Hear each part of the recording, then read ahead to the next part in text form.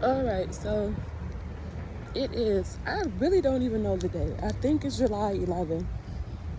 I have been living like in a capsule, like a place that is indescribable. It's not good or bad, it just is. And although I could have tons of things to worry about, complain about, put down, not the way my body, well, I don't know, the way that I'm experiencing life, it just doesn't allow me to do that. And my ego wants to go back and pick up and dissect everything that should be wrong, could be wrong, why go this way, what's going on, questioning. But I just really don't have it in me, and it's a different experience.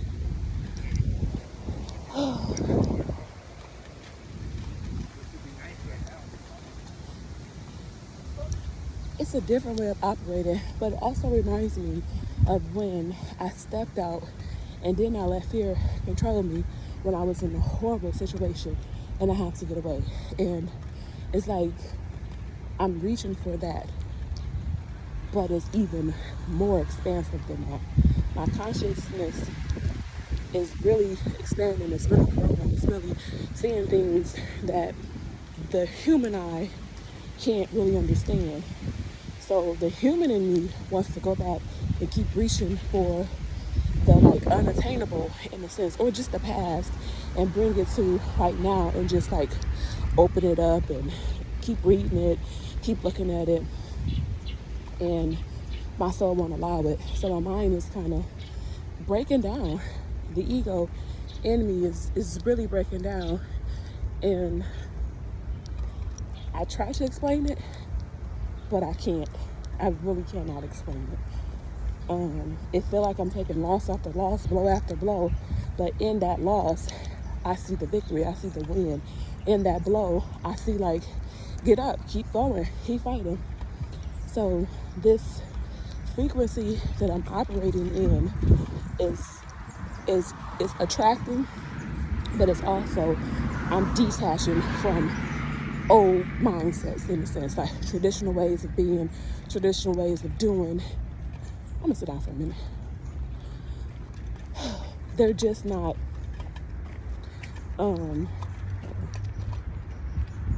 okay. So I like now I'm asking myself, like, what am I rushing for? What am I running to? What am I running towards that has to be done right now? I don't really understand it all the time. So I'm observing it and accepting it. Surrender, y'all, is not what you may think it is if you have a low vibration negative wand that you're waving at it, like it gotta be this way, it gotta be that way. If it's not that way, then it's not, it's take this off. I'm sweating. But it's like the conditional love frequency, it won't it won't settle in me. So what I have been doing is really listening to my inner self, first of all, listening to my higher self, trusting that this feeling that I have won't put me down, because there have been 3D situations and relationships that I feel that have totally let me down. But in that, there's also this magnetic thing about me that knows that it happened for a reason, for a season. And some of these things that I'm experiencing and some of these people that I'm coming into contact with, they're for a lifetime.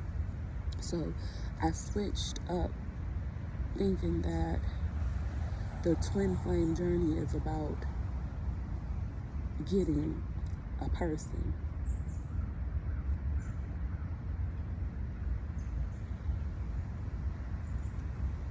I want to say it, but it's like some people just not going to understand it. But me and my twin, we are one. And the internal force proves it to me every day, every night, that me and my flame inside of me, the twin, the masculine, the feminine, that's the twin. And that flame is rising up in me. And it's like it's a oneness. It's that yin and that yang. And the beauty of it is, in the 3D lens, is that I met a beautiful person and he just have the same frequency, like the same vibe, and I want it all the time. But in this journey, through this process, some things fall away. So behold, they can become new. And that's what I'm experiencing right now.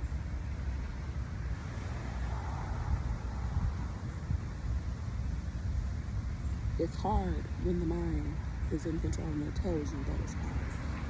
But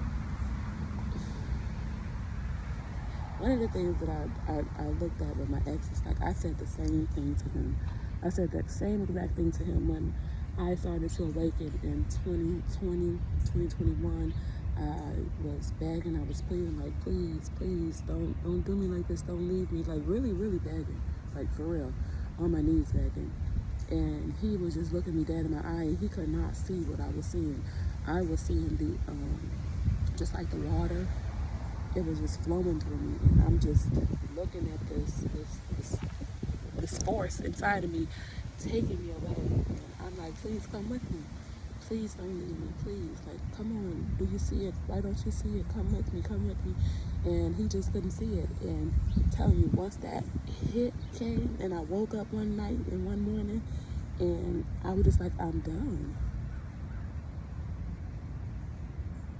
Length did not matter to me, because time is an illusion, right?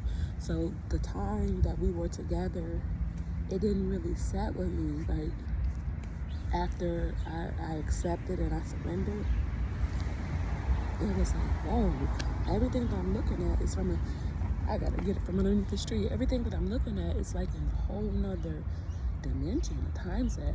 It wasn't even that. It was a frequency shift. And that's what the journey is about. It is an awakening. It is a frequency shift. It is a Christ consciousness that I am living out, the Christ consciousness through my life. And when the trials come, I doused it with Christ consciousness, which is inside of me. And I was going up the door today because I really have been resisting scripture, church, and all of that stuff, because I felt like it had let me down. But in a sense, that it's all the same thing. All of these things that we're talking about are the same thing. I get to choose which model, for lack of a better word, that I want to apply to my life. So I was going out the door today and I was reading, I think it was Matthew, but it said, come unto me all ye that labor, and I will give you rest. Take my yoke upon you, because I can't remember the scripture, but it's light. And that's what I feel whenever I'm in the presence of this frequency, this flow, this change. And I cannot assign it to a human person, not even an idol. It's in me. And now the test and trial is money, y'all. I need some money.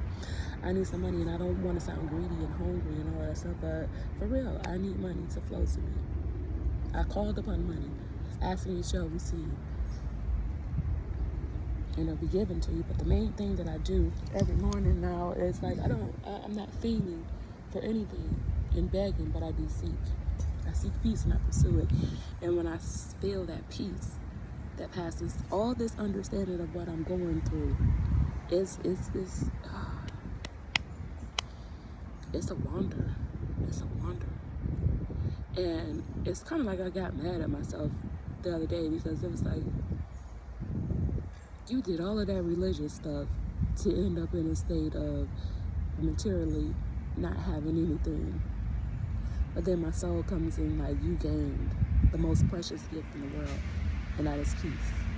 So I said all that to say that continue, I know you, continue to be who you are and what you have been called. And I'm not even tasting and seeing everything that's before me, but I have this miraculous feeling inside of me that things are about to change.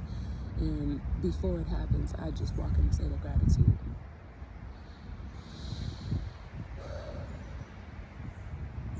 So the grounding and the alchemizing of those two dualities, that is what the ascension path does. That is the awakening. And the people who need to be with me and are supposed to be with me and that are called to be with me, they're going to fall in place. There's no way around it. Like, if you can believe in the negative, like, it's going to happen that way, because you can also turn that negative into a positive, the yin and the yang. But you get to choose, and I have chosen life more abundantly. So there that is. I will continue to update. I will continue to let my light so shine and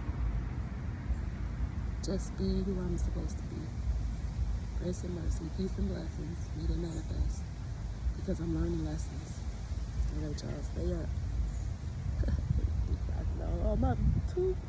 My favorite pair of sunglasses, the ones that I wear usually in my video, I left them in my lift ride, and the guy didn't reach back out to me, so these are the shades that I have. So, all right, y'all, take care.